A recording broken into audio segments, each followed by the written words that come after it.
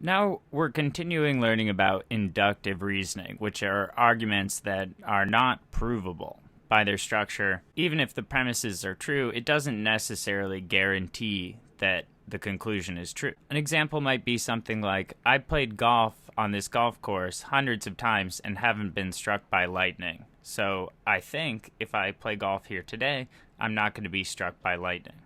That would be a mildly strong inductive argument. You're basing it on a lot of past evidence that you've played on this course with no problems, haven't been struck by lightning. So you're figuring today won't be any different. But, of course, because these arguments aren't provable, and you don't know the truth of what's going to happen yet, we can never really be certain that the argument is absolutely 100% right. So then how do we judge inductive arguments at all? Well, here's the criteria up here on the screen. Inductive arguments are judged on whether the evidence given does support the conclusion you're making at the time the argument is made and with the information available. So as long as the weight of evidence that you have in front of you as you're making that argument allows you to draw the conclusion that what you're saying is going to happen is more likely than some other conclusions, you're making an okay inductive argument. So while we just talked about that fairly reasonable inductive argument, if we just get some new information that might seem to tweak that probability, the argument might become worse. So for example here, although there are major storms forecast for the area today, I've played golf on this course hundreds of times without being struck by lightning. I definitely won't be struck today either.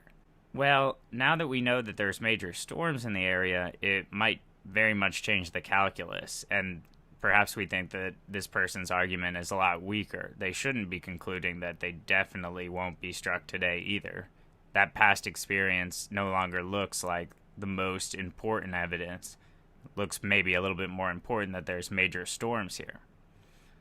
So again, we judge these arguments based on the evidence that you have at the time that the argument is being made. Whether or not the person making the argument turns out to be right or wrong in the end once we know what actually happens doesn't affect whether they were reasonable in making that judgment at the time they made it. So really, inductive arguments are arguments about a probability that something will become the case. If with the information you have, the probability that you're arguing is true appears to be true, well then you're making a good, what we call a strong inductive argument. If, on the other hand, your evidence points more strongly, the evidence available points more strongly to an alternate conclusion, well then your argument is what we call weak. In the next lesson, we're going to look a lot more at stronger and weaker inductive arguments, so read the text here.